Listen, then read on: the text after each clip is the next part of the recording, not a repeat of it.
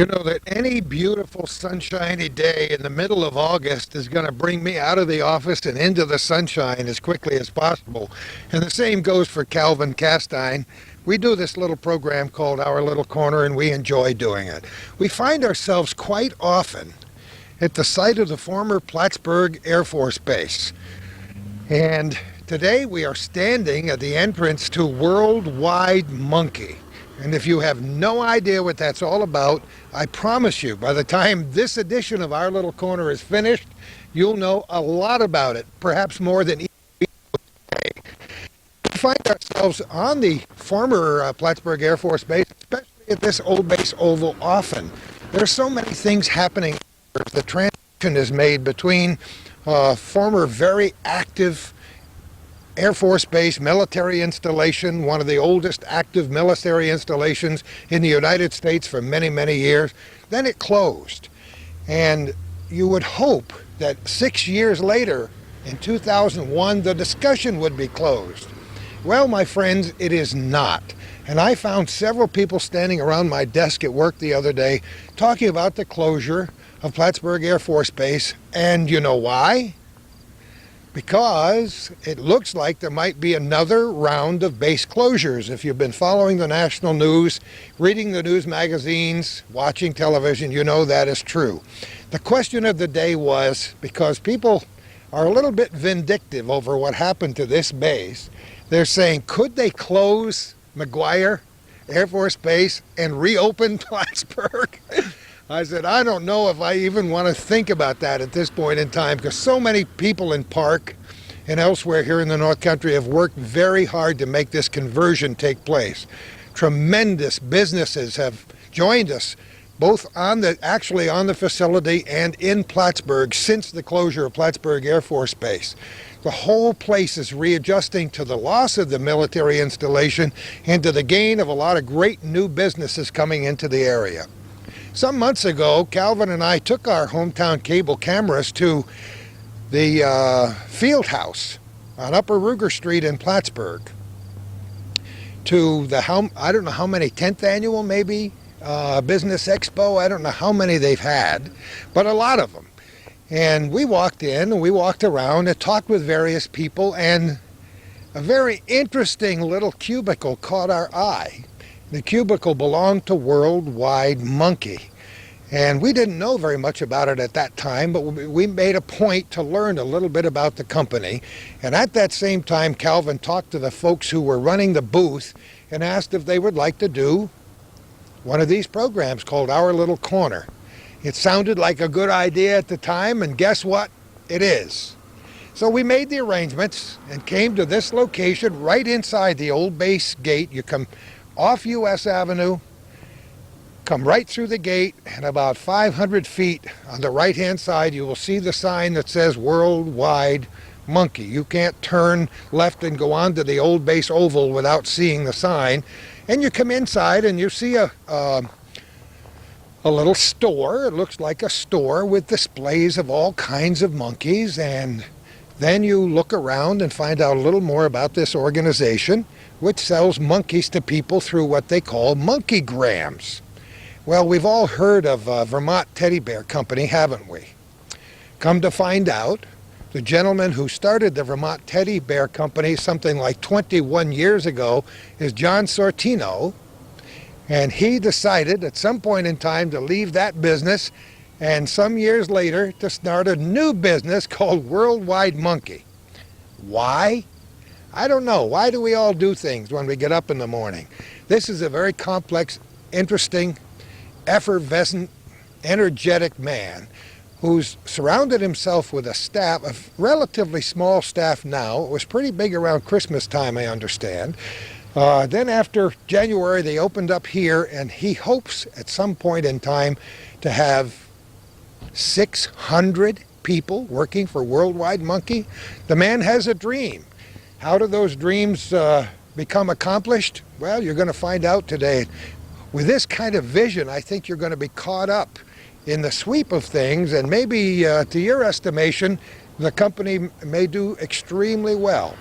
Well, we came here a few weeks ago. John didn't make it. He was involved in a big meeting in New York City. When you hear some of the plans for Banana Planet and special series on television and movies and children's books and records. You will be overwhelmed and not too surprised that John forgot about Calvin and Cordy Little on one day until we called him. But he has a great staff here, and they've sent him email and called and left messages on his voicemail numerous times in the last few days. And sure enough, just before the stroke of 10 o'clock this morning on the 15th day of August, John rolled in, and we're ready. We would have started our interview 10 minutes later, but while Calvin was stopping his car behind the building to park it, he noticed a group of youngsters coming in for a tour, and that's something they love to do, take people through this place called Worldwide Monkey and show kids what it's all about. The future of this former Plattsburgh Air Force Base Oval is in businesses like this. And I don't know how many businesses are now on the former Plattsburgh Air Force Base, but the number grows all the time, and it wouldn't surprise me within the next year or so to see over 100 new businesses here if there aren't that many already. So in a few moments, we're going to go inside and try to embarrass every member of the staff by standing in front of them with a camera. And then you're going to get the whole life story with every stone unturned of John Sortino and his dreams for Worldwide Monkey. I think you will enjoy it. I think the kids will enjoy it. It'll be a demonstration of what it's like to be an entrepreneur, but most of all, what it's like to be a dreamer and try to recover your childhood and predict what the future of a company like this might be. I think you'll find it fun. You'll take the tour with us through Worldwide Monkey. And now we're on the inside. As promised, after his school tour, here's John Sortino. John, how are you? Very good. How are you? Thanks so much for inviting us here today. You just said before Calvin hit that button and the red light came on, I love this building. Oh, yeah. Isn't it neat? Oh, yeah. It's great to be in the Air Force Base. When I went to school in Plattsburgh, I always felt like the Air Force Base was off limit. And I remember they used to have one day a year where you can come and visit the place. And I served with the American Cancer Society. I did the bike-a-thon. Do you remember the bike-a-thon around Cumberland? How well I remember, and that's right. That's how we got to know each other. That's right. That's how I became an honorary member of Psi Epsilon Chi. That's right. That induction night was one I probably should forget, but it was. That's a long time ago, John. When was that? 71, 72. We did the first bike-a-thon, I think, in 72 or 71. I forgot which one of the years. And I was on the American Cancer Society Board of Directors, and we had a meeting out here, and it's the first time I got to see the Air Force Base. And the only other time I was on it back on the base was when we came to look at a space over here. And you absolutely fell in love with this place. I wish it wasn't called an Air Force Base. I wish it was called something different, because it's not. That's really the Air Force Base. It's on the other side of the lake, in my opinion. This place is like an historic gem. You know, Theodore Roosevelt used to hang in the back. I know you know a lot about this stuff, but there's a lot of wonderful ghosts, I'm sure, in the buildings on the former Plattsburgh Air Force Base Oval. I've just been writing a series of columns on the history in the area, and of course, for many years, it was called the Plattsburgh Barracks. Barracks, that's what I like the name of it. Looking at the old photographs and the guys marching and standing, and just so neat. Well, yeah, I've been trying to come up with a name for this area, and I like to call it the historic Plattsburgh's Historic Lake Region, Southern Lake, something like that. But I think it's a lot more than just even the barracks place. It's just the most beautiful. This lake property right in here is as good as it gets in the whole lake anywhere. There's a couple of marinas out here that aren't used.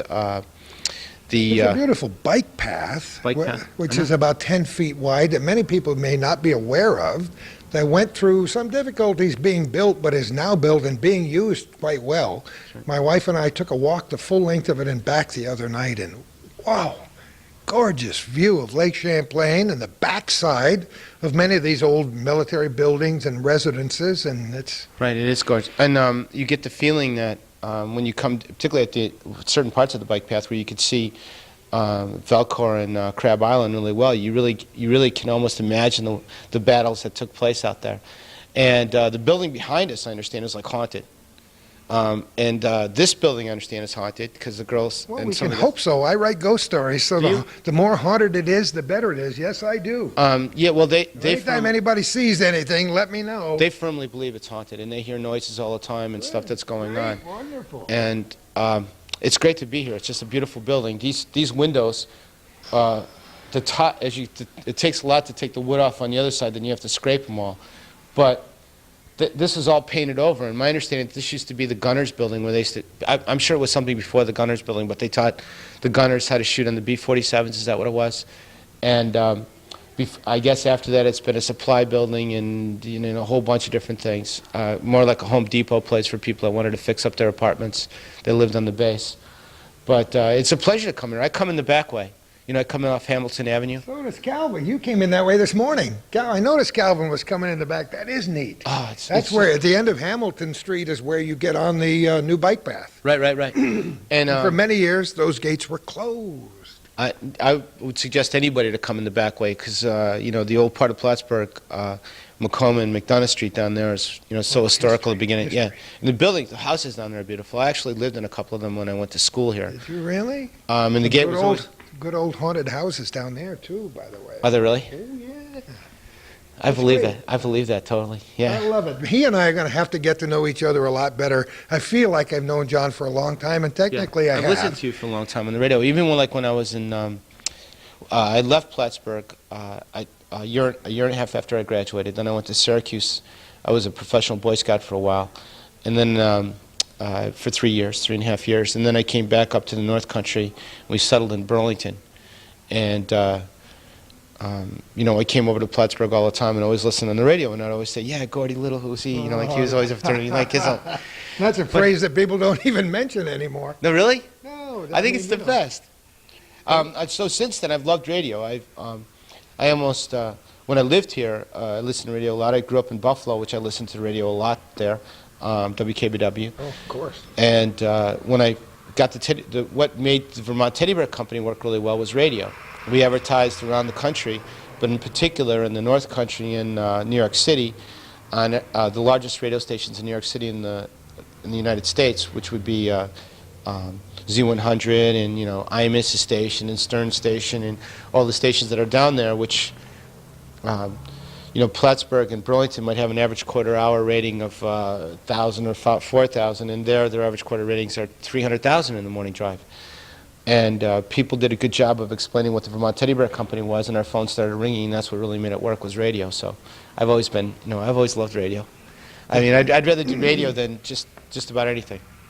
Of course, it has a soft spot in my heart because I was in it for 36 years. Wow. But it does have impact, especially on communities, not just in New York City, but in this area. Radio has had a big impact, not only here, but across Lake Champlain. That's right. I know your company advertises on some of the most listened to stations across the lake, and that's great. I've stuck with radio ever since '85 when I finally had enough money to advertise on radio stations. So I've been on it continually almost since then. And I believe that the new technological wave around the world is still radio. Because most people still don't have TV sets around the world, but they get all their information from radio, and and so I'll hopefully be doing radio. I'd love to do radio like in Russia or in China. There's got to be like 2 stations there, and I know that only like 5 years ago in Great Britain there were only I think maybe 30 radio stations in the whole country. That includes all the. I was listening to public radio this morning, and an announcer, a news person from Indonesia, was saying their telephones don't even work every day. That's right. He says, in a business, the guy does a call-in television program, and he said if they're lucky, they can get 20 days out of a 30-day month, and you never know. And the companies just go and cut the wires for anybody who they perceive haven't paid the bill. So businesses and presidents and other people just don't have telephone service. Never mind radio. Right, or computers. Or computers. All right, exactly. So I think it's that's why I call this company Worldwide Monkey, because around the world, radio still is where people get most of their information, I believe. And I'm going to be advertising. I want this company to be the most famous stuffed animal company and toy company in the world. And if I know you, it will be. Let's go back. We've skipped a few years since you came to Plattsburgh, graduated from Plattsburgh State with a degree in science, Yeah, science and math. and that would have been what year? 73. I graduated in December of 73. It took me 4.5 years to get out, which I don't think is bad compared, to It took me six. We don't have to go into all of that. Right. I graduated, I went to school there. I started in 1969, and I was, as I said before, I'm from Buffalo. And I picked Plattsburgh because it was the furthest place away from Buffalo in the whole state, and it just looked interesting. I came up here with my best friend. I checked out the area, and it was a beautiful area. And if I'm not mistaken, the ratio of girls to guys in 1969, the ratio, do you remember that? Yes, I do very well. It was a nursing school and a teaching school, so there was, my freshman year was 7 girls for every 1 guy. That was another reason that I went to Plattsburgh. And the freshman year was the year that the strike took place in May 4th was when those kids died at Kent State, and it seemed like right after. My birthday's on May 6th, the same day as Willie Mays. And okay. Different year, though. Yeah, Different year, of course, yeah. Slightly different year, but we remember those days with Dr. George Angel with his Sure. little hat and his smoking his pipe and walking down Ruger Street. And yeah, I didn't know anything about colleges or anything close to it. We're getting close to our finals, and all of a sudden school stopped working. And there was nothing to do, so my friend and I went over to the president's office, President Angel's office. We heard that people were having pizza and beer up there, so we went up there. And they were organizing different kinds of events in the strike committee and what they were going to be doing for the next few weeks. And my responsibility was the memorial service that we did at the gym back then, which I think up until that time, I was talking to Dr. Montanero about this, by the way, because he remembers it pretty well. Up until that time, everybody was like divided and stuff like that, and everybody was like, half the students were angry, and half the students were like, didn't care, didn't know what's going on, and the other, like chunk of them was like, trying to do something. And after the memorial service, it seemed like everybody came together on it. It was a very peaceful time. I remember it. It was like one of the most important times of my life, that's for sure. And they've continued that memorial service every year. And, Well, they have? every year. And they're the only institution in America that's continued that from then until now. You didn't know that, John? I didn't know that, no. Well, now I you know what remember you that- started. I was sitting in the back of the gym with my friend Bruce, and when we went to the strike committee first, and they said, I said, what do you want me to do? And they said, why don't you represent the strike committee for the memorial service? And so Bruce and I went to the meeting with all the professors and stuff, and there was a group of maybe 10 people, and it was one of the most beautiful services. I remember at the end of it, there wasn't a dry eye in the house because they extinguished the candle. Do they still do that? Yep. Wow, that was pretty cool. Anyways, that was my experience at Plattsburgh. The next year, I joined Psi Epsilon Chi fraternity, which we're co-members of, which is the bad house of town. Which is, one of the cool things They about won the President's Cup more than once for the things it did with that bike-a-thon for the American Cancer Society and other things. right So in the late '60s and early. that was the in the heyday for 70s, that yeah. fraternity Right. here, that's for sure. It was there was a very smart group of guys, but the cool thing about the fraternity is that, which a lot of people don't understand about fraternities and sororities, is that what you do is you form a company, you incorporate, and then you have incorporation meetings like once a month.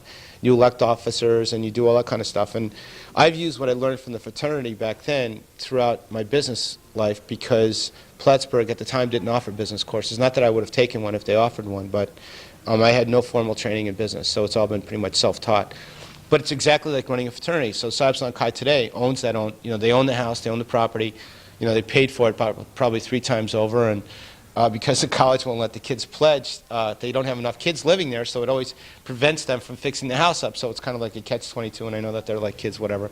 But I joined the fraternity, and then, I just loved everything about Plattsburgh. I loved riding down the tubes on Saranac River when it used to change Right. colors. We just talked with Stan Ransom, the Connecticut peddler, who's written and sung folk songs about this area for a long, long time. And I just did another article about Stanley's song about tubing down the Saranac, because I live 18 inches from the Saranac River in Morrisonville. Wow. And every year we keep track of how many kids go by with the inner tubes and now the kayaks and rafts. And it's pretty neat, isn't it? It's beautiful. It's absolutely one of the most beautiful rivers. And,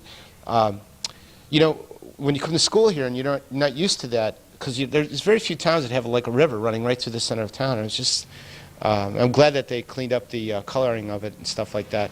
And I was, every single time I come down there, I just think that the city of Plattsburgh's done a good job of fixing up that part of the world, for sure. That's great. So then what? So should we fast forward to 1980? What happened in the interim in that 7 years or so? Well, after I left the Boy Scouts, I went to work for a company called Gardenway, which Gardenway... Gardenway's in the news again this morning, in the business news. I don't know what their future's going to be. Right. I worked for Lyman Wood, and I left goodness. it. Yeah, Lyman and I were good friends. I wouldn't say good, not that we went out drinking together. He was a lot older than I was. He was like, but we used to have lunch together all the I'd have a time. beer with you anytime. No, I don't. Well, I would go to his house and have lunch with him, and this is like throughout the 80s and 90s. We'd always we'd stay close with each other. And he left really in 1981, and since then I think the company's gone in an opposite direction. But I was there while he was there, and I think a lot of companies have formed because of Lyman. No And question. he most certainly taught a lot of people how to treat A people very good in business. influence for you young in your Absolutely. early career. Yeah. And then after Lyman left the company, that a lot of people left the company, I did a short stint with UPS. And Oh, I didn't know that. yeah, I was with them for a year. I was a Teamster, which I think Teamsters are the best and all that kind of stuff like that. So neat. Yes, but while I was doing that, I was also making stuffed animals. I had my first son in 1979. His name is Graham, and he was born in October. For those, anyone who's had a kid, you know that when you first have a baby, you always have the discussion about whether or not they're going to cry themselves to sleep at night, or whether or not they're going to stay in the bed with you, or whether you're going to watch them go to sleep. We made the decision that we were going to watch him go to sleep, so he wasn't going to cry going to sleep. So every night, every other night, it would be my turn to stay with Graham until he fell asleep, and I got to play with his stuffed animals, because when a baby's only 2 or 3 months old, there's not a lot you can do, and I fell in love with his stuffed animals. And I said, I think it'd be good, I think it'd be a good dad if I made him a nice stuffed animal. So I bought myself some material, and I figured out how to make a stuffed animal. I made this Bercho, actually. He's up there. Which one? Which one? I want to see it. Let's walk over this way. Well, it's this guy. Oh, come on. That was the first? This is probably my 14th or something. Oh, But it's what one he of my looked like. first. Yeah, it's one of my first. And the first 50 I made them out of orange eyes. That's why I know this is one of the first ones. But I had to learn how to sew everything and do everything the proper way. Sewing's a very difficult thing to do. Did you read books, or did you just do it by trial and error? I just went to the Tina's fabric shop, bought some fabric, and did it by trial and error. Yeah, and then. So that's where it really started. Yes, I made all my own. Wow. I could sew really well, and I know how to do everything, every part of the sewing aspect of it, and the But cutting. that's where the sewing started, or you Yes. already knew how to sew? Well, my mother sewed. I didn't know.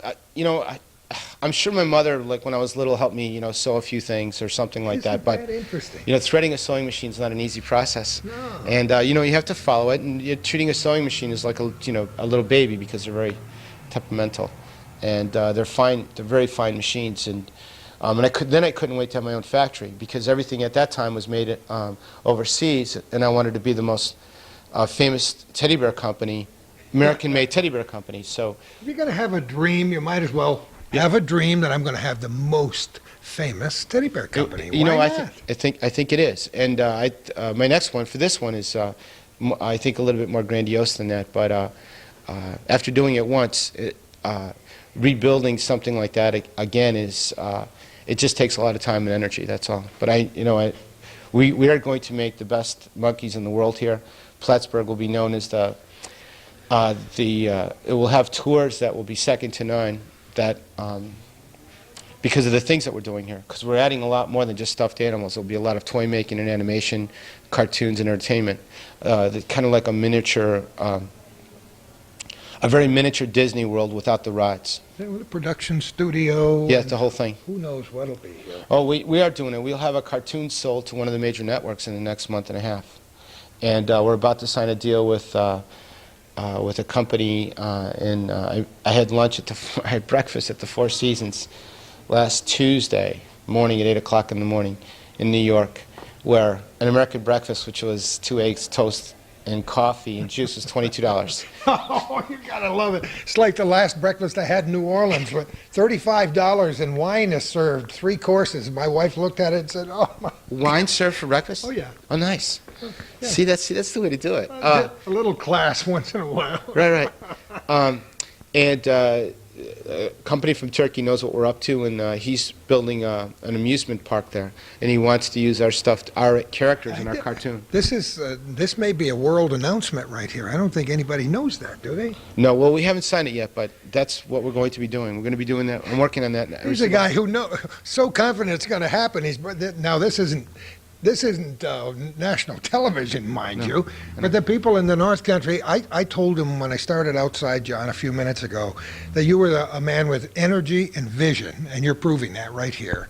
And if you're going to have a vision, you might as well go for it. Right, I'm thinking And this that. thing about this Turkish connection could be one of the best things that's happened to you since you opened this place. Yeah, well, there's 2 things there. You know the agents for Tiger Woods, IMG, International Management Group, Mark McCormick and those guys? Everybody? Yeah, those guys are our agents too, and they're putting deals together for us for video games.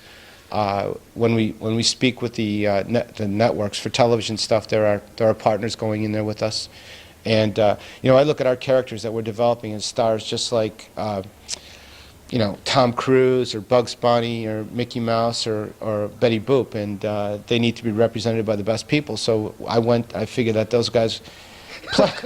They are the best. They're the best. So they're our guys, and we plan on having worldwide distribution of the cartoon and the characters all over the place. And the Turkey place is one of the first places. And he built an amusement park. He's building an amusement park, and he built a major theater out there. And he's taking it further with hotels. He'll be up here in two or 3 weeks, and I can't wait to show him the Air Force Base. Yeah. What? So Who I would think ever expect that somebody from Turkey would be connected with somebody like John Sortino and a Worldwide Monkey Company? I mean, I know. Somebody up there's running the show. You can't deny that. I agree. Somebody's watching you. I totally agree. I agree with that totally. It's like I believe that there's a bigger force out there. That's for sure. It's really great, and it's so much fun to watch it. You must get up in the morning chuckling to yourself, saying, "Look what I did yesterday. This is so neat." I do. I think. I was telling the kids that we just did a tour here from St. Peter's, and as you remember, the Saib Sankai used to have a fraternity house down in Mount Calm. I don't know if you remember that. Very well. I was telling the kids about what we're up to and about making stuffed animals. And one of the best things that I've done, which I'm most proud of, is when I made the stuffed animals at the Teddy Bear Company. There are like 2 million Vermont teddy bears that, when I was there, children or people have received as gifts. So all over the place, a bunch of people are sleeping with my teddy bears, and that's kind of a cool feeling. You know what I mean? It's like when you think back of when you made that first one for your son. Yep. So that's how it developed. I don't know how much you want to talk about the teddy bear era, but anything you want to tell us about that. I think it's appropriate because it's a part of your history to tell people that you started that company. Well, I started in 1980, and I ran it until 1995 when I left in June 14th of 1995. When I left, it was one of those kinds of things like when Steve Jobs left Apple. We just went public. I was planning. I've always firmly believed that good CEOs go to schools like good business schools and stuff like that. And I didn't go to a good business school. And when you run a large corporation, we had 600 employees there. We're doing when I left, the last year we left, we were doing $20.5 million in sales. And wow. yeah, I didn't have any idea. And it's now doing about 35. But for the 3 years after I left, they dropped down to 15 and 14. But when you're running something like that, it's kind of like just being like a head printer in a printing shop. You got to know all the skills, and when you go to business school, I think you learn some of those things. But my grandfather owned his own business, and my father owned his own business. And I think that if you learn through the street, you actually know as much or more than you do if you're one of those guys. And so I'm not interested in that as much, but you do need those technical people in there to run it. But we were named the best company in America by National Foundation of Independent Business People, Coopers and Lebrand in Dun & Bradstreet. And with that title, I was invited to the Blue Room, the Blue Room is it the Blue Room at the White House? Yeah. And I met the Gores and the Clintons. and there was like 35 business people there, and it was a very intimate, small group of people, and it was, it was great. It was, and now I want to do. I've waited 5 years to do this, so I'm very excited about doing it. It's you remember when you're starting a company how difficult it was the first time because you go through the same lessons again. But because I've already gone through them, it's easier the second time around because I know where I am. Whereas a lot of people who start businesses, they might not understand exactly. I don't care who it is out there. They're starting something and they don't, they're doing something and they think it's a risk or something like that or whatever. But in my case, I just think it's something I've already done before, and I'd like to do it better this time around. So far. The beauty of watching you and listening to you is that you not only have that dream, but you have visualized where you're going to be. You've seen that picture, and I think that's how you get somewhere, by being able to see into the distance. I agree. And you're so firmly convinced. I'm sure you'll convince our audience, but what's even more important than that is you're convincing investors, like the guy from Turkey and all the little guys that came along and gave you $5,000 to help you when you got started here. That's right. It helps when you've done something before. When we went public at the Teddy Bear Company, we were the third most successful public offering in 1993. That's not too shabby. No, and it's plus not. you got a nice marketing award. Yeah. And you know that, really? I know things about Oh, really? I didn't know You've that. been recognized in a lot of places, and that's not without a lot of hard work, because they don't just hand those things out. Right. It wasn't like we were applying for anything. It was just like doing it. It was just like really sticking to your guns, just doing the work. Just like a lot of people do. Just like when you were at the radio station. You dominated the radio station for all those years because you were good at what you were doing and you knew what you were doing. It's passion. It's passion. You got it. Yeah. That's what it is. That's it really why is. our personalities click. You have to really believe in something. Yes. Right. I tell, when I do a tour, I tell people that everyone has a different kind of job out there. I've discovered 20 years ago my job is being a toy maker and a stuffed animal maker. And there's not a lot of people out there doing the same thing I'm doing. There are a few, but when I did the Teddy Bear Company, I went through and I met everybody who was a stuffed animal. I met the gun people. I knew Mr. Raffi, who ran guns successfully for a number of years. I met Ross. I knew the North American Great American Bear people. Walt Myers, and anybody who I can meet that was involved with it. But there aren't that many people out there. And in this case, with monkeys, what I'd like to do is forget about bears and make monkeys what bears were too. Whoops, there go the Three Stooges. Make I monkeys think what they're bears were. acting up. I'm Italian. I speak with my hands all the time. Yeah, let's pause for just a moment. Well, we stopped for a moment to tell somebody where the fitness center was on former Plattsburgh Air Force Base. But, John, let's continue with the story as we got kids walking through here. Tell us a little bit more about what happened in those days. You started the Teddy Bear Company, worked for them.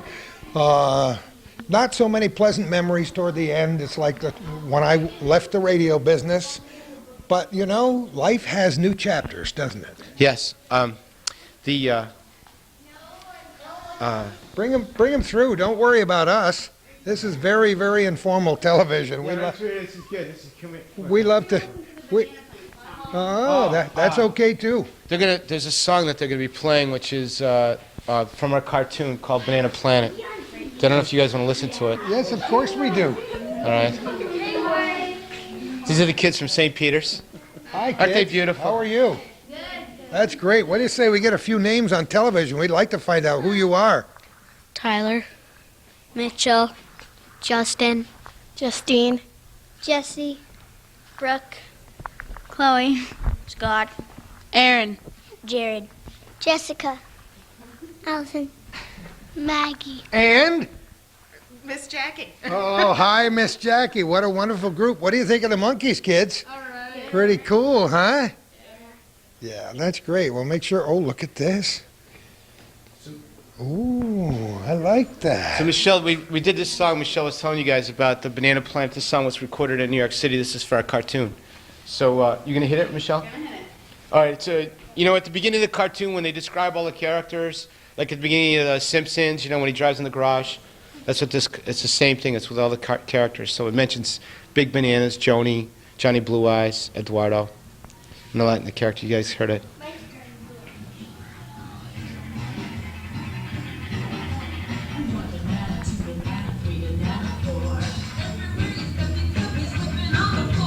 Nothing's in the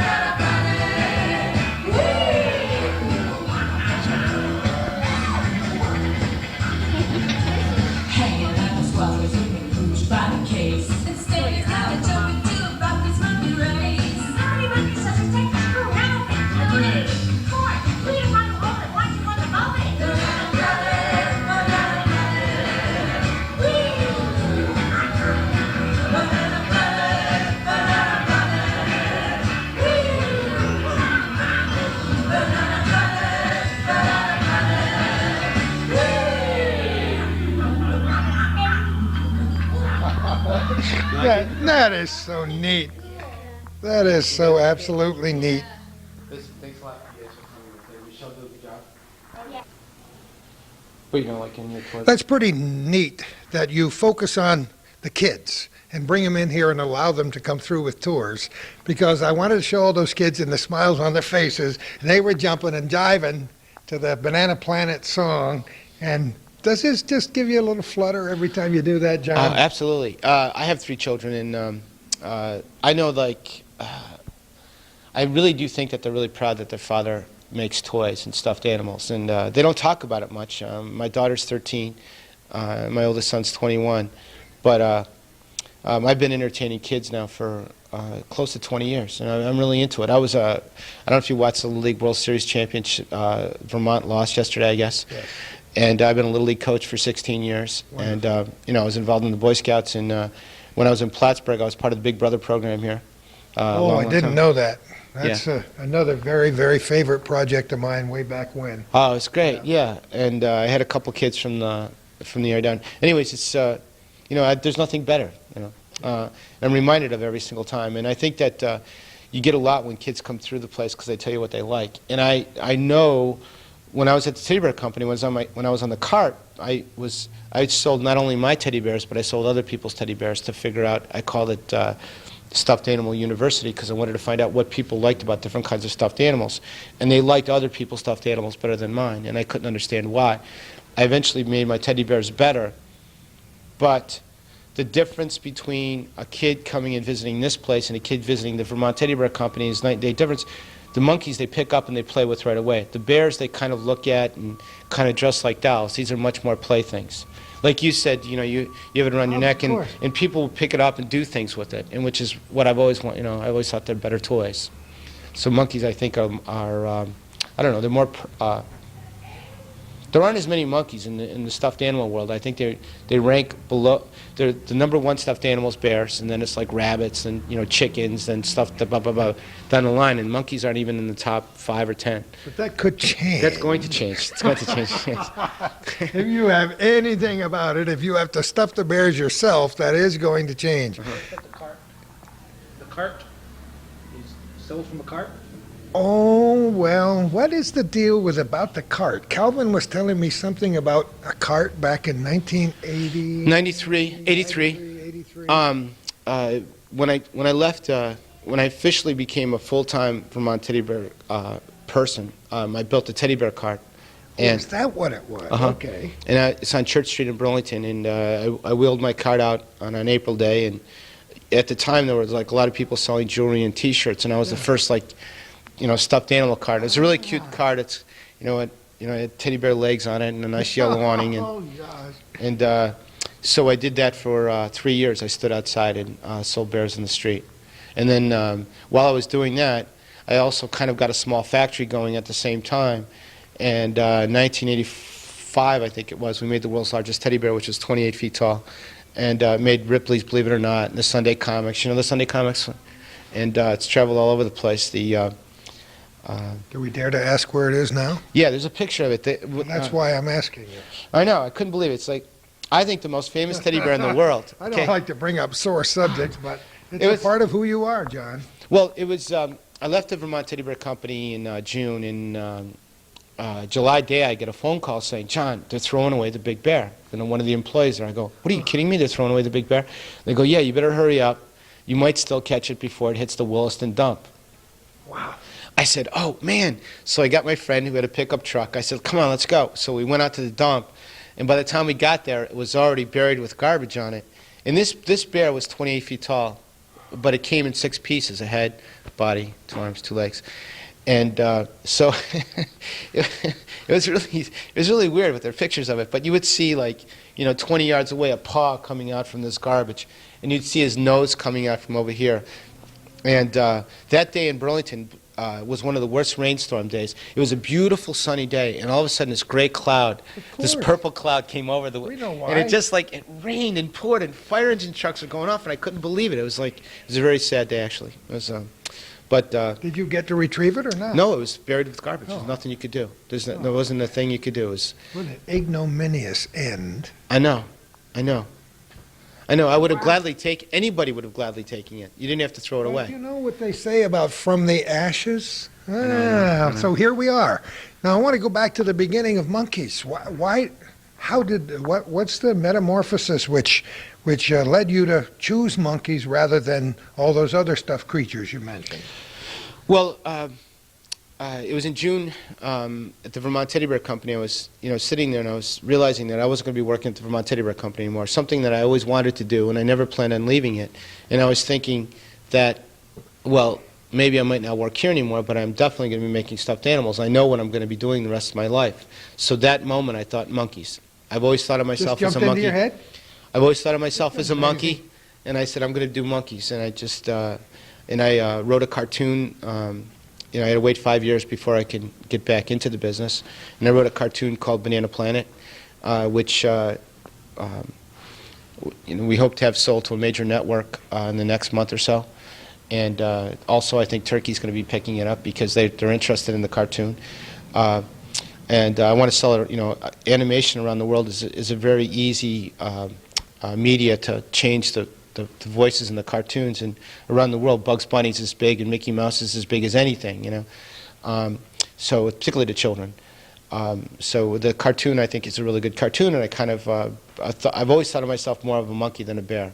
Even when I was at the Teddy Bear Company, bears are very, I don't know how to explain it, they're very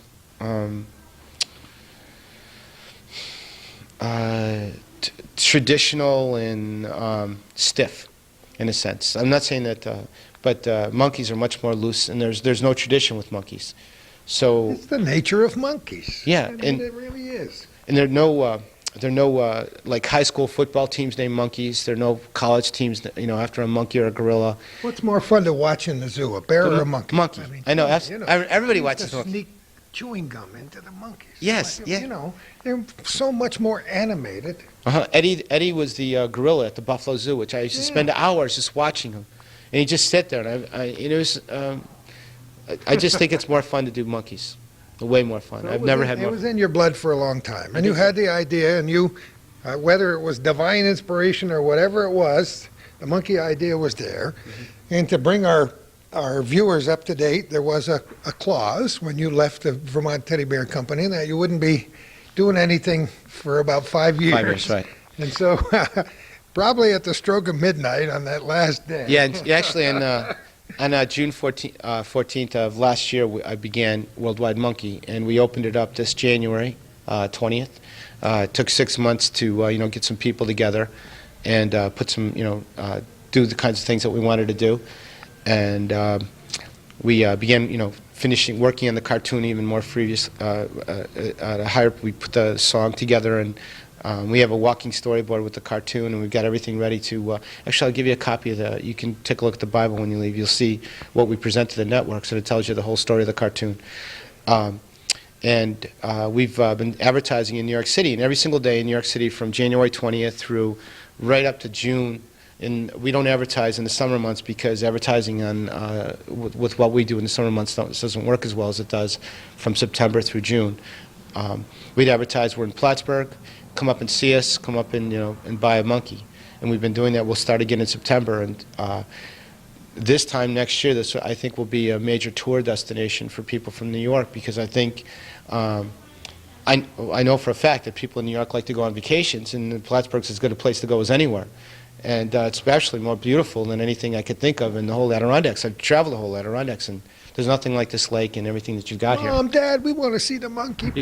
Exactly. Yeah, kids are like, and the father can play golf at one of the most famous golf courses next door, and they could check out our Sable Chasm and, take a ride up to Whiteface and, swim in the lake here and do all kinds of And things. that you're supposed to ultimately, we're going to have a beautiful interpretive center just a few steps away from here, and we're finally beginning to celebrate our tremendous military history. Absolutely. And this region, I mean, you're here on the ground floor. Our audience is here, I know. to watch this little tiny company in January grow into what it is now. You've seen the dream, but you're a part of the bigger picture here now. You'll bring people here just to see the monkeys, but Right. they will at the same time spend money, play golf, Right. enjoy our fantastic lake. Fill the hotels. I really feel that Burlington, when we began advertising Burlington, at the Vermont Teddy Bear Company in 1990. The Vermont Teddy Bear Company is as big a tour destination as Shelburne Museum, and people come from all over the world to see it, and the same thing's going to happen here. And I see these buildings back in here, which were a lot of the maintenance buildings. I'd like to put into, make them like stores and like a little miniature, like when you go to Disney World, there's that Main Street, and like maybe put a banana shop out here. We could sell banana splits, and like a movie theater, we could show our animation, and we'll be also be putting a lot of our workers here because I expect, if everything goes right and everything falls in place, we'll have 200 to 400 people here within a couple of years. No kidding. Yeah. And I expect that we're recording this with John Sortino at Worldwide Monkey in the middle of August 2001, and I don't think it'll be much more than a month before the fan starts to catch the stuff around here, and it's going to be very, very busy. Yeah, hopefully within a month we'll have our equipment in here and begin a whole training program to be, selling animation. The animation project will be sold. We'll be doing a partnership with another animation company because doing animation takes a lot of people to do it, about over 100 people just to do a 24-minute show. So, yeah, I'm pretty excited about it. Well, let's talk about the monkeys themselves. There are a lot of different kinds. You hope to actually make them all here sometime, don't you? Yeah, I plan on making, we'll start with an American monkey, kind of like not, a lot of the monkeys that you see sold out there look very similar to the monkeys, like the chimpanzees and orangutans. We'll do a monkey that will be kind of like an American monkey. Something like, teddy bears don't look anything like real bears. We'll do one that, we're working on it actually right now. And then we'll also make chimps. I like the chimps and orangutans. That's and some gorillas. But outside of that, we'll also have in this store like a lot of Curious George stuff, a lot of McGill Gorilla stuff, a lot of Donkey Kong stuff, King Kong stuff. We'll have the Monkey Hall of Fame here, which okay. Which on our website where you could I think you could vote for the Monkey Hall of Fame on our website now, which is worldwidemonkey.net, and we've listed about 70 monkeys who have performed in the entertainment. Where a lot of them are cartoon characters, but you could vote for your favorite monkey, and we'll have every year a new inductee into the Monkey Hall of Fame, and we'll put up stuff of what they've the work that they've done and things like that. So a real tribute to monkeys and make people more aware of how cool monkeys really are. And we also have a political agenda. We think that the next publicly funded high school should have a monkey as a mascot. And it, it should be like, the Plattsburgh High School Gorillas or something, All these schools are getting rid of their Native American names. So. Yeah, Look, sure. that's what we're thinking. That's exactly what we're thinking. The Atlanta Braves should be called like the Atlanta Gorillas or orangutans. Those are good names. I mean, they're not. I mean, there are other kinds of monkey names than just the word monkey, but there's none of them. It's like really like it's weird that monkeys have got this bad. I don't know what it is. It's just there's nothing there. You talked about the Banana Planet, and you've talked about it, and we've heard this song about it, and that's very much underway right now. But there are also books. Are you planning books?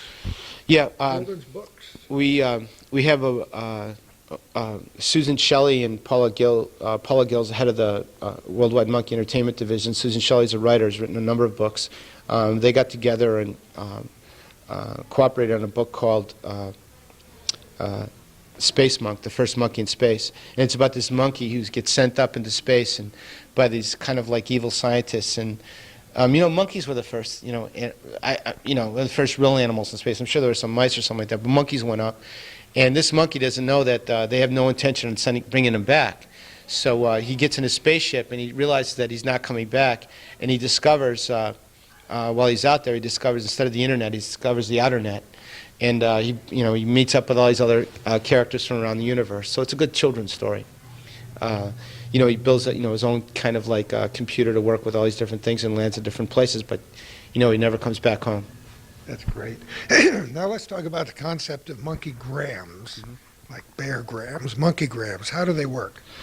Well, when I started the Vermont Teddy Bear Company, when I was out in the cart, I made up the word bear grams. And what people used to do is they'd buy a bear for somebody else as a gift. So then we began advertising bear grams. And monkey grams are kind of like the same thing, but you get a let's just say it's for somebody's birthday, or let's just say it's, it's for you. It's like, it could be your birthday, or it could be you've done something really well, or a little kid could have graduated from kindergarten, or somebody could have graduated from college or something like that, or you're about to send your daughter off to school, and you want to send them off with a nice stuffed animal. You'd send them a monkeygram. And what it does, I think, more than any other stuffed animal, is it reminds you of who sent you that stuffed animal. Like, you can't help but look at a monkey and laugh and smile and feel really good about it. So far, we've done about 6,000 or 10,000 of them. you really? Yeah. Oh yeah, we've done quite well with it. And dress them up. We dress them up to whatever the person wants. We hand write out a message. The messages are really good because there's a lot of funny things you could do with the word monkey, and a lot of people have written back to us. In all my years at the Teddy Bear Company, people would send back the bear and say, I don't like it. Not a lot of them, but a few people would.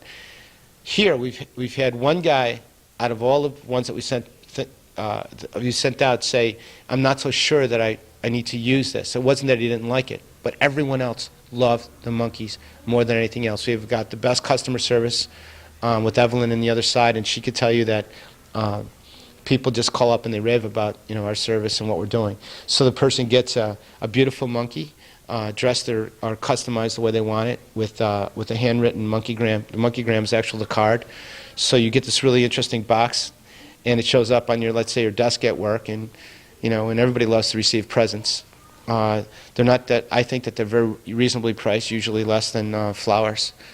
And during the cooler months, they come with the best truffles. There's a guy by the name of Chef Cunin who runs Green Mountain Chocolate Company out of Stowe, Vermont. He was a sous chef for Jimmy Carter, and we use his truffles.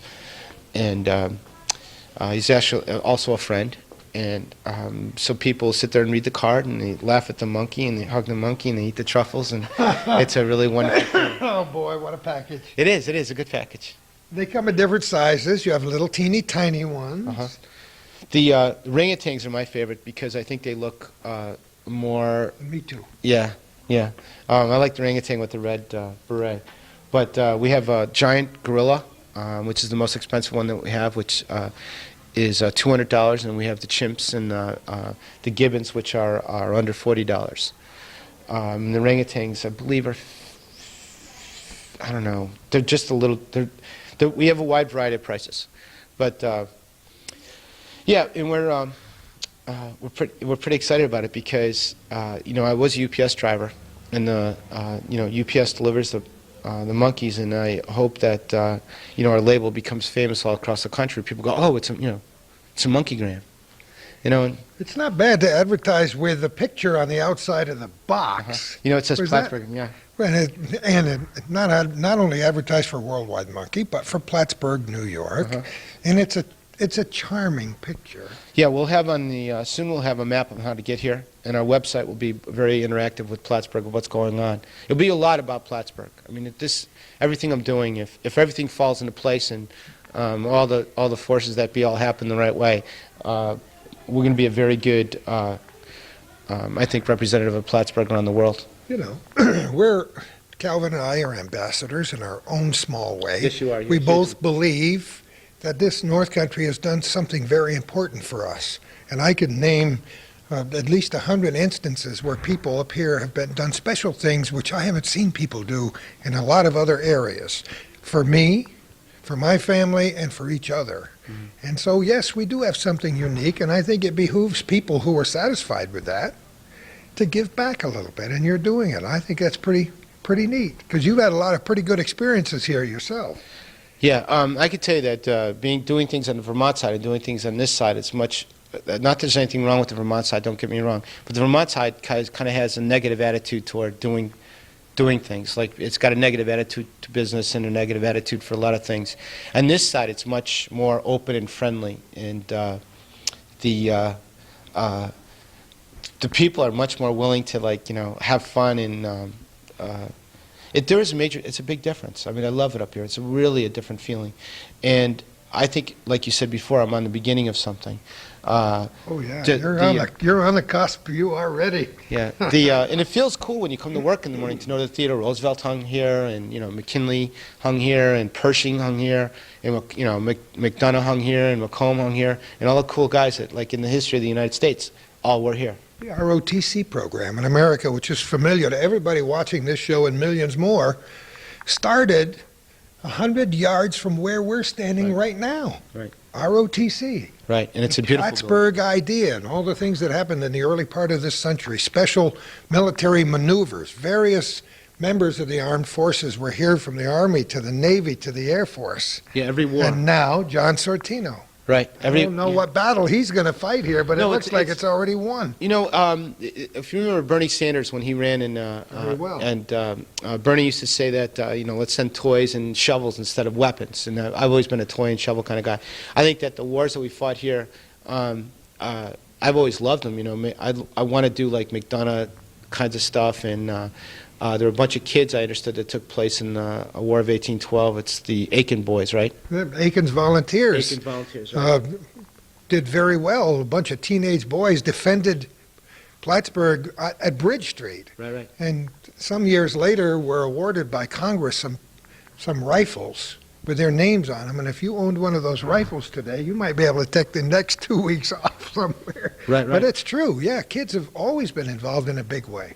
Right, and the stories up here, I think, are just waiting to be told. Yeah. I think there's more stuff around here, and I think, I went back and all my relatives are from Italy, and I went back and visited Italy for the first time in 1994.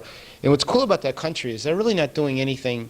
They really are taking a firm grasp of where they came from and redoing a lot of the old stuff so people can see what it was like a long time ago.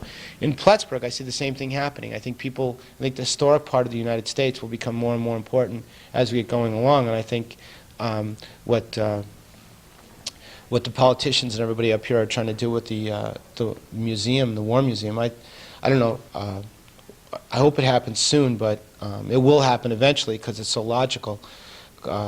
That would just be a very important part for the region up here. And I think once they combine the bike path that goes around the whole lake, Oh, boy. I know. And the bass tournament's coming up here soon.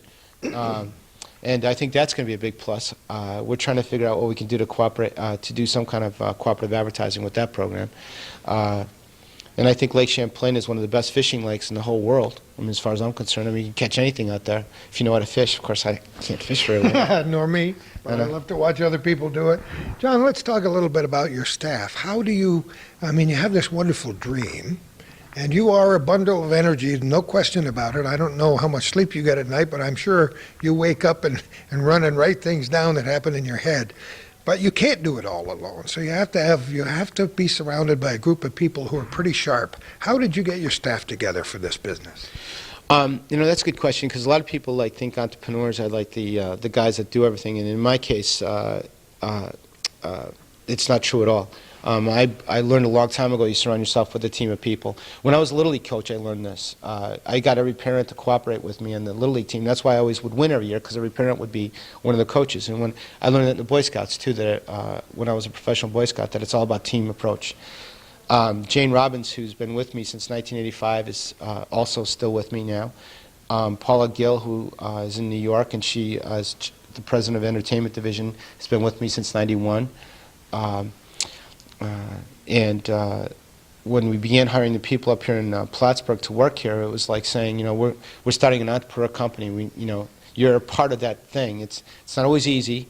It's usually mostly fun, but you're going to be part of this group that's going to make things happen. Michelle just did a wonderful tour with these kids today. She's really into it, and I think you really look for somebody who just cares about. I think so many people have worked in so many other companies that when they work in this company that they feel that it's a little bit different and it's worthwhile to let a lot of things that you used to learn, that you used to think in other companies were true, they're not true here. It's more important here to, I think, to smile and have a good time and recognize that we're making toys and nothing is really that serious. Everybody has assumed a piece of this as if they were a member of your family. And I think that's a tribute right to you, John. Thanks. I'm sure that's the way you'd love to have it, Yes. and that's the way it is. Yes. It's Yeah. really neat. The people come to work here, and they're proud of how hard they work. I mean, that kind of ethic is lost in many businesses today, in case you haven't noticed. Yeah, I think I learned that in the last place. It was really important to me. And I think in this place, we're only like 6 months old. So we haven't really just got even started yet. Most people that are 6 months old are just almost just beginning to like paint the outside of the building. But we've had a lot of things going on here. But what I know I can do here with the employees is going to make it a lot better for the future, because they're the ones that are going to carry the load, that's for sure. I mean, I'm more into just putting together the pieces. I like to think of myself more of like a Joe Torre, like the Yankees. I know I've got a really good pitching coach. Calvin's smiling. I got the best bench coach in the world, Don Zimmer, sitting next to me, and I got Willie Randolph, who was the captain of the Yankees when they won the World Series back in the '70s. And I might get rid of Lee Mazzilli, but I don't know what he's doing there. But Oh, boy. Thank God this doesn't have too wide a distribution. We'd all be running for our lives. Yeah, token Met is right. Oh. But true. No, I think the trouble with the Mets, I like the Mets. The trouble with the Mets are Bobby Valentine. I mean, they, obviously. Yeah, so I think it all has to do with a lot of things, a lot of companies. With the entrepreneur gets all the credit, but it's really the employees and the entrepreneur working together as a team to make the thing happen, and that's what you got to do. You have to do it that way. I think it's important for our viewers to know, as I learned for the first time today, that it started with you when you sewed a teddy bear for your son. Mm-hmm. I think that says an awful lot about John Sortino and about why this company is going to be so successful. I mean, you can almost feel it grow while we're standing here, and that's pretty neat. Thanks. Yeah, I think it's. I learned that from my grandfather and my father. My grandfather owned a fire engine company, and it was called the Young Fire Engine Company out of Lancaster. It was out of Buffalo, and I think he won the Army-Navy Award in the '40s for developing the nozzle that they use on Navy ships. I don't exactly know sure, because he was a quiet guy. He never said much, but he didn't. He knew how to do everything. Whether he knew how to run the business or not, I'm not really sure. My father owned his own manufacturing business. He made gaskets and O-rings, and he knew how to do this stuff, but he also knew how to go out and sell the things. And at the Vermont Teddy Bear Company, I learned how to do every particular job, including delivering the bear grams when I first did. You don't get any closer to the public than pushing a cart out on Church Street. Come Right, on. that's true. It's true. I mean, that's it. Yeah. You decided that you had to do that. You made that connection, and you knew what it felt like, and you liked it. Right, I liked it very much. And plus, I've worked for I've been a member of 5 unions. And I worked, like I said before, with Lyman Wood. And the Boy Scouts most certainly was a good training zone. And going to school in Plattsburgh was one of the best. Because, you get this feeling up here. You hear stories of people who left here and all the great things that they've done when they left. I read the alumni newspaper all the time, and you hear about these guys running hospitals and all that stuff. And it just doesn't, Plattsburgh might not be known as that stuff, but they're everywhere doing the cool kinds of stuff. I think it's one of the best schools. They really are. We've called it a lot of things. And back when we first started fighting to save this Air Force base against Loring Air Force Base up in Maine, the little phrase that clicked for us was quality of life. Mm-hmm. We weren't supposed to be able to use that as part of the argument, and obviously didn't work for us in 1995 when the base closed, but that's a whole different ballgame, which I started to talk about when I introduced this show. But that quality of life, even though it sounds like one of those nebulous, ethereal things that's either you have it or you don't, it really exists here in a big way. And the people who don't live here, many of them wish they did. The people who used to be stationed here in Plattsburgh Air Force Base would love to come back. Mm-hmm. And I find evidence of that every day. When I write my column, I get 70 to 90 emails from people in Arizona and Hawaii and Alaska and every other state in the Union who say, "Oh, God, you make me so homesick." Right. I could see that. Isn't it great? When we picked to move someplace around the country, the reason why we picked the other side of the lake as opposed to this one, there were more job opportunities at that time. And once the Air Force, I don't know, I know a lot of people on here wanted the Air, I think in every possible way I'm pro-military. But when I went to school here, it seemed like the military was one thing and the rest of the city was something else. And it was always like, that's a military bar, this is a college bar or something like that. And I felt that the military picked up the best, this is the best property in the whole lake. And these are the coolest looking buildings. And I think now that it's taken maybe a while to get things rolling, but I see this place as being way bigger than anything that it ever was when the military base was here, and more important. As do we, and we have to. If we didn't feel that way, we wouldn't. I think we would be inappropriate. Right. I mean, for a long time after the base closed, we whined and we griped and we moaned because we got shafted. But then it's time to pick up your marbles and walk to a new place and say, okay, we're going to turn this into something that's unbelievable. Unbelievable. I agree. And Like, it's just perfect. It's like, when I saw this, Ray Pequot, the guy that owns Lake Champlain Ferries, did some business over here. I said, Ray, Ray, a lot of people have got an eye on Plattsburgh, and they're waiting to figure out, I think a lot of people in the North Country, whatever part of the lake you're from, wherever you're from, lack a vision kind of thing, and there's some people out there that could see the vision. And everybody I brought up here from New York City so far, and I'm talking some very significant people that have come here and said, this is going to be a very cool place. It's got the runway, which is like awesome. It doesn't get any better than that. It's got the lake, and it's got the history. It's most certainly, I feel like when I drive to work in the morning, knowing that other people have been here doing the kinds of things that they did, you can't help but feel it.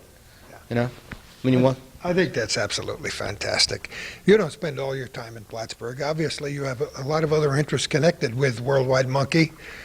You were in New York City yesterday, for example. Yeah, I think that it's great to have New York so close, but New York is a big part of Worldwide Monkey and what we're doing. Our head animator, his name is Elazar Medina, lives in New York. Our storyboard people are in New York right now, and the guy doing the script from Pearl Entertainment's from New York. We do a lot of advertising with New York radio stations. I said there's 17 million people in the total service area on radio, which is, when an ad goes off, you could potentially reach 17 million people. Not that they're all listening to that station, but that's a large number of people. And they all, because with the Vermont Teddy Bear Company, when I advertised in New York, I knew that the people from New York City came up to visit the Vermont Teddy Bear Company. I want to do the same thing here. We have a direct train line, which Burlington doesn't have. So we're going to do a promotion with Amtrak. And I think promote all of the cool spots. I think Sable Chasm is one of the coolest things that you could ever possibly do. And I think driving up to the top of Whiteface is cool.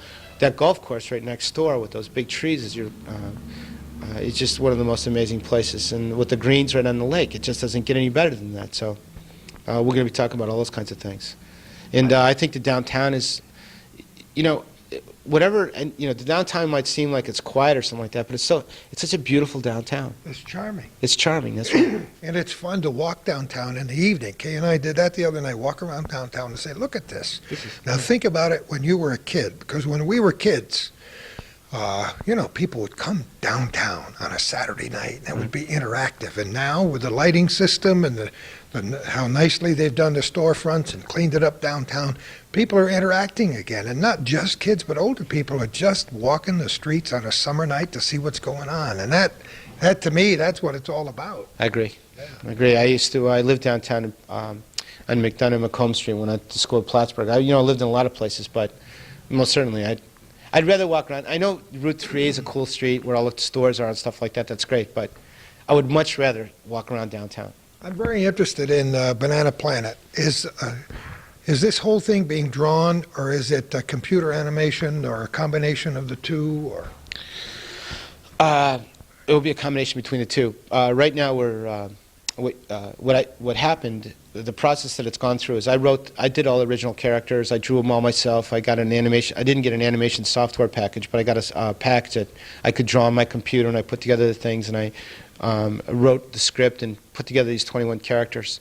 And okay. We took Let's get them out here. Let's show them people the characters that we're talking about. Okay, have you got them? The characters? we have a few of them. Yeah, I'll show you. Oh, we moved into the inner sanctum in the Worldwide Monkey Company. Last time we were here, your seamstress was here explaining how she got into the business, and serendipity is one of my favorite words. And I said, did they do a lot of world research to find you? You're so good at what you do. She said, no, I answered an ad in the paper. Yes. And she said it was meant to be. It was just one of those things. She seems like a great gal. She's hiding. Is she won't come here out today? Yeah, she said she won't come out. Told her That's why I couldn't get her out even before. She thought that you were going to interview her before, and I thought when the kids were doing the tour. Well, but at least we can mention her name.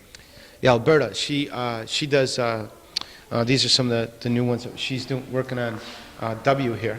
I don't know if. Well, we haven't talked about W, but I think we ought to. I mean, you made some national publicity, international publicity with W. Let's talk about it. Well, W is, the first teddy bear was named after Theodore Roosevelt when he was working on a border dispute between, I think, Arkansas and Mississippi, I'm not sure. And a guy by the name of Mictum, who was in Brooklyn, a dry goods store owner, saw the editorial in the paper, in a New York paper, and wrote to Theodore Roosevelt and said, do you mind if I make a teddy bear? Theodore Roosevelt allegedly wrote back, although there's no proof that there was any kind of communication going back and forth. And since that time, the teddy bear has been the #1 stuffed animal in the world, most certainly in the United States, since 1903. It first appeared in the 1906 Sears and Roebuck catalog, and it described the teddy bear as being a plush animal, a jointed plush animal capable of assuming countless positions. So I thought, I thought that's a really. So, George W. Bush has been. There's been a lot of references to in emails and editorials about him having a face that looks similar to a monkey, and I most certainly consider myself a monkey, and I don't think it's disrespectful to be. Out of all the animals, I'd rather be a monkey than anything else personally. So we said, let's change this next millennium and let's go forward and name the most famous person in the world, in my opinion, is the President of the United States. And to name a monkey after the President of the United States, W, which I think is such a cool name, so we did it. And we designed, as you can see, the faces are always evolving. But I think he looks just like George W. You can see some of the other ones in there that we've been playing with. But that's him. He's got two kinds of... when you're making a stuffed animal, it takes a lot to make the stuffed animal over and over to look... It took me years to make the same, where I could get a teddy bear to come out looking the same all the time. But we're playing with his face a little bit. And he has two kinds of faces. He has kind of more of a round face. But he's got these kind of eyes, and he's got this kind of a nose, and he's got this kind of smile. And that's what we captured in W. And so I hope in 50 years from today that people don't call monkeys monkeys. I hope they call them like teddy bears are called teddy bears. And even though all the teddy bears look different, none of them look the same. I hope that everybody will call monkeys, I got a W today or something like that. And I think that's what it's about. No, I don't, everybody can make a W. Any kind of monkey manufacturer can make W monkeys, but we made the first one here. And so people come by, And everybody knows you made the first one here because Right, it was that's the Daily News and on Right. CNN and, And the cartoon that we're working on is called Banana Planet. This is kind of like a group of the characters. There are more characters than just this. Over there you can see big bananas, and we have Space Monk, Johnny Blue Eyes, and Eduardo on the wall over there. And these, wait, which are the three now? That's Johnny Blue Eyes Okay, over here. I got them. And Space Monk, Yep, the first monkey in space, and Eduardo. okay. And the story goes that all the bears live in Buffaloville, and all the Of course they do. I love it. and all the monkeys live in East Buffaloville, similar to I would guess Burlington and Winooski, similar to Newark and New York City, similar to whatever. Like every city's got those two kinds of things going on. And the monkeys are the laughing animal of the animal planet. It's all about animals. And the bears kind of rule the world, and the monkeys can't understand why they're so smart, and nobody takes them serious. There are monkey jokes running everywhere, just like the old elephant jokes, the same thing. So this guy, Big Bananas, says, you know what? There's a lot of money to be made in monkeys. So he finds the world's greatest stuffed animal maker, Johnny Blue Eyes. Let me show you on this thing. This is Big Bananas. Gets Johnny Blue Eyes to start making stuffed monkeys. And they look all over the world for the greatest monkey stars. And they first approached Curious George. Of course, Curious George's agent's a jerk, so they said, screw Curious George. Then they look up King Kong, and King Kong says, I made one great movie. I knocked Godzilla's butt back in the water, and nobody's called me to work since, and I'm tired of it. I had it with the movie business, so I'm out of it. So then they go to Magilla Gorilla, and Magilla Gorilla's, It's a drinking problem. And Donkey Kong,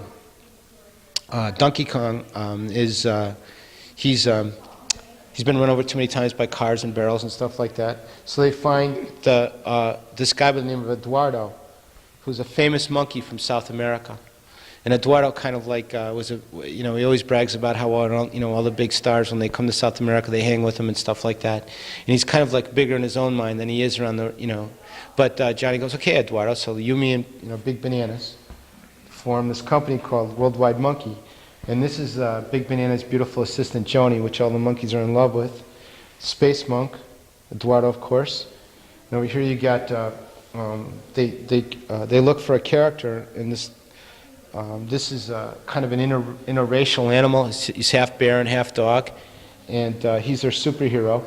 And they bring in a consultant from Disney. This is Stanley. He used to date Minnie Mouse, but he's got a low voice and he smokes a cigar. Okay. And Minnie didn't like mice with low voices. So I developed the characters a while ago. We got the Elazar Medina, who's one of the top animators in the country, to take the story further on. He redid my characters and made them look into more cartoon characters. He's worked on things like Space Jam and Henson movies and all that stuff like that. I went to the best school. He's now one of the head animators for MTV. We got a group from Pearl Entertainment who have 10 Emmys between these guys. They're doing, yeah, not too shabby. And our agents, like I said before, are International Management Group, which are the same people that represent Tiger Woods and a number of other guys like that. And they've worked with people before, like Charles Schultz and Dennis the Menace's group, Ketchum, and so we presented it to a few television networks. The first time out, I didn't know exactly what to present, so we presented it, and they said, yeah, we like this, let's see more. So then we put together a whole package, including the song, the characters, who's on it, who's involved with it, and there are a number of groups that are interested in it, and we expect to have it sold to someone in the next month and a half. And it will be it'll be a half-an-hour TV show, more in the line of like The Simpsons. And yeah, that's something I want to talk about. Now, it's the language sometimes might be a little bit spicy.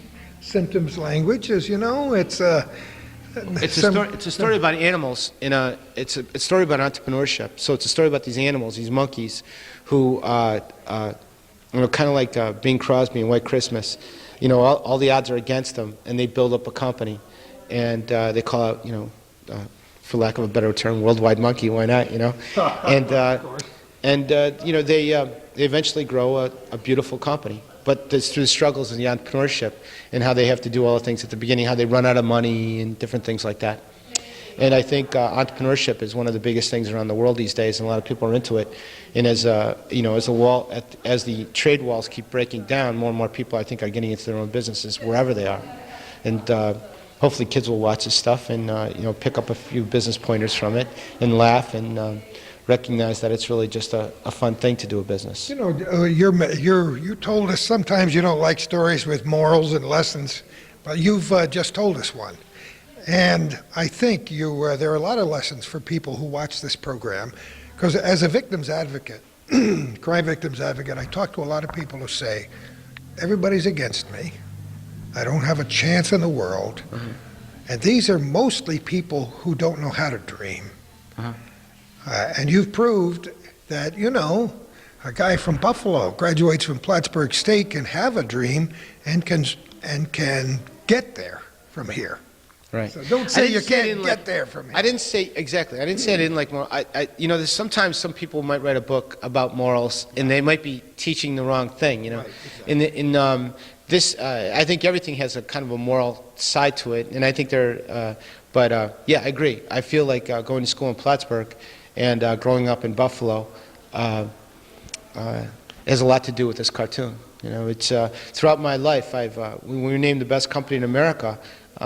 We were named the best company in America, and some of the other people I run against went to some of the best schools, grew up in some of the best places. And it wasn't anything, it has nothing to do with any of that. It just has to do with hard work and keep going forward. I think this North Country does have a pretty good image elsewhere. We may not think so sometimes, and sometimes we forget to promote it. But for example, I had a grandson who went to school in Potsdam, another state school, got a geology degree, and he was up in Alaska. Guess what he was doing? Working at the airport, loading UPS planes, Right. and doing other things. And he walked into a business one day. A woman said, "We're not hiring. Where'd you go to school?" He said, "I have a geology degree from Potsdam State." The boss, let's say John, was in the back room saying, "Potsdam, kid, get in here." He was hired. Right.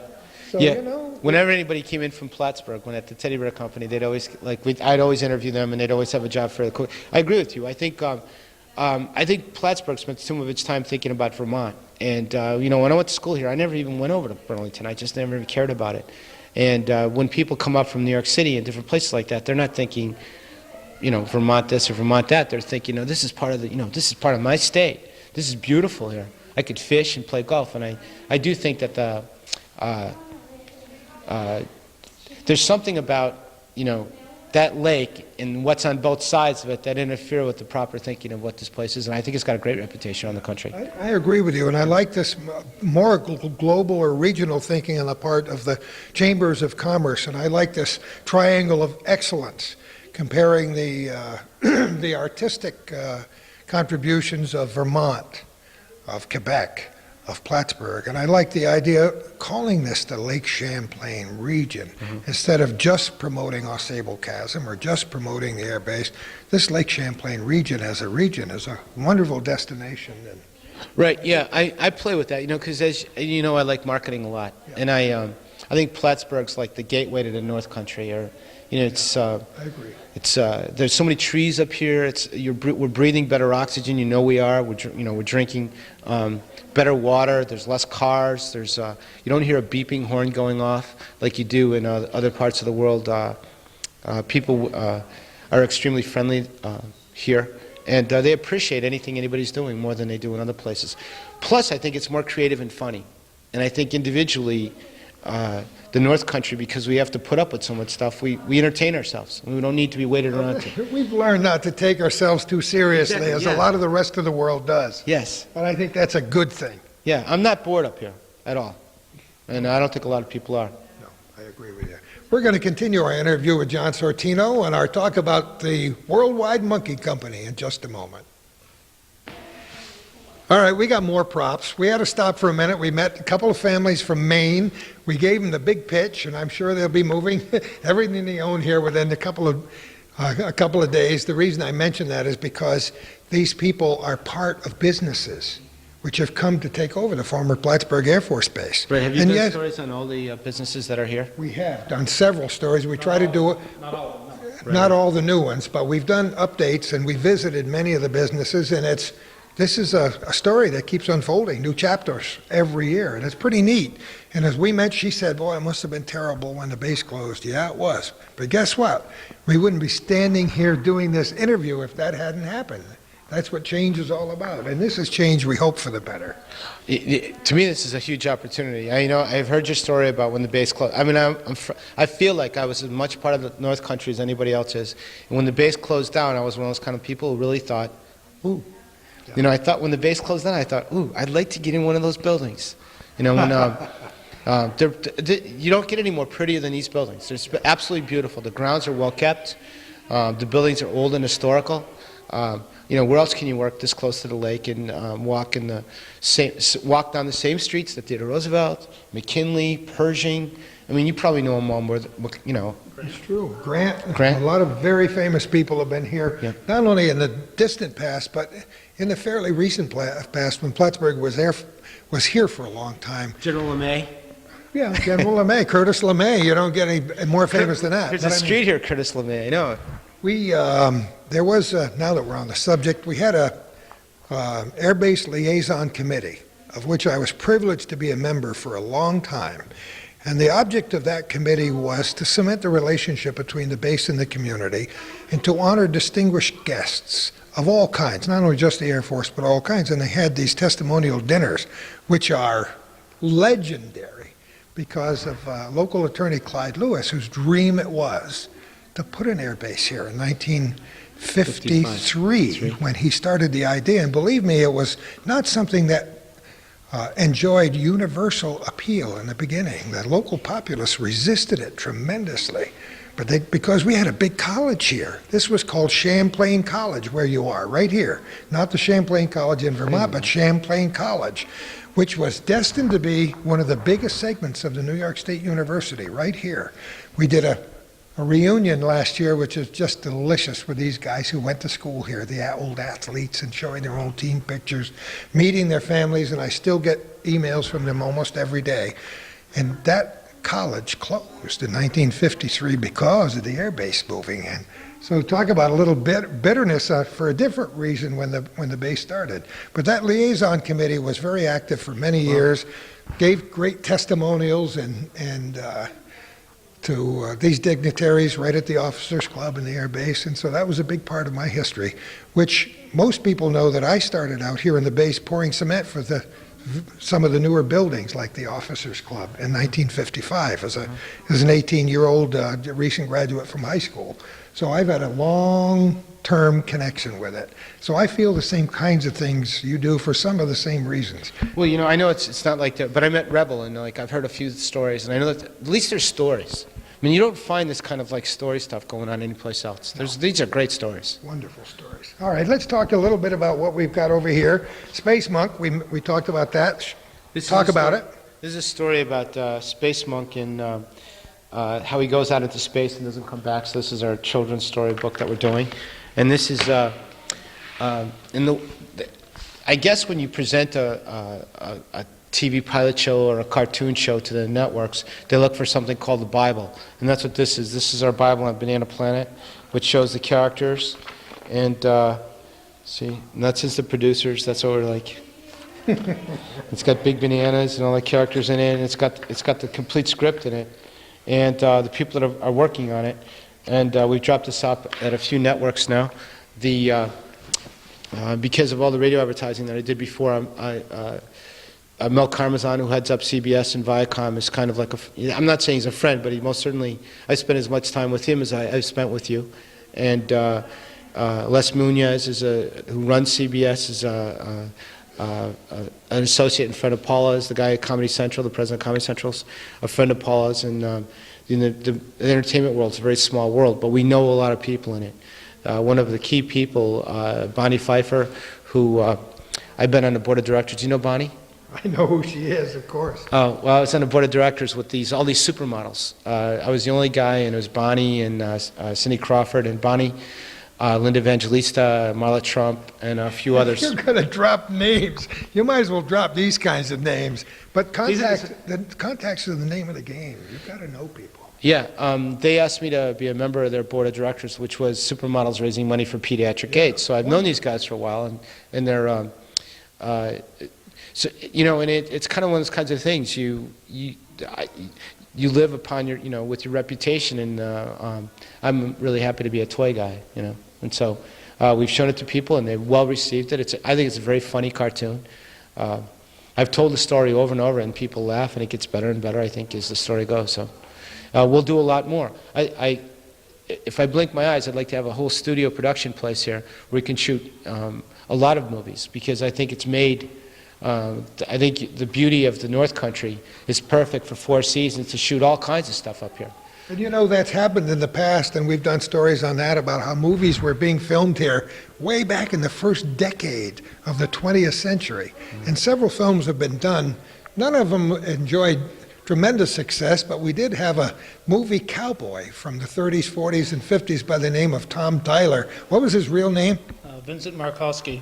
And of course, Gene Arthur was born in Plattsburgh too. Vincent Markowski. Gene Arthur was born here in Plattsburgh. Gene Arthur was born here in Plattsburgh, and what was the guy, Mr. Peepers? On television, he was Wally Cox. Well, he spent a lot of time here in Plattsburgh, and this guy, Tom Tyler, from down in the Port Henry, Witherby area, was an extremely famous cowboy or cowboy actor in mostly B movies, right? How many of them would you say? I can't remember, but... It's in the hundreds. He starred in well over 50 or 60 B westerns. He was one of the last of the 3 musketeers of Western fame. And he was also in a great many serials next to Buster Crabbe. No, he was Captain America, and he was the Phantom. So those are two. Phantom, Yeah, but he was also in about a dozen others besides that. So these are North Country people, and we like to pull them out of the woodwork. Yeah, I think it's going to happen again. I think, the Air Force with the runway there, it seems to me if I'm a big star and I want to fly in with my own plane, it's right there. There you I mean, go. it's like it's easy. And plus, we're right off the interstate. But the beauty of the North Country is just amazing. The four seasons, as we all know. I think that's why we live here. I know it gets cold in the wintertime, but I mean, the ice fishing villages that form on the lake in the wintertime are just, you can do a whole movie just on that. They're too funny. I love hanging out on the ice. It's really a great place to live and to work and to play. John, we're going to wrap this up outside, Calvin and I, and say goodbye for the day. But before we do, I want to again thank you for allowing us to share this part of your life, because we have the feeling before we walked in the door that your future is very, very exciting, just as your past has been. But I think before we leave, you would say with some conviction that you ain't seen nothing yet. Oh, you haven't seen anything yet. It's See you smile. I know. It's I'm 50. This is I I think only 49. I'm a scout. I just turned 50 on May 6th, the same day as Willie Mays turned something, whatever he turned. Here we go.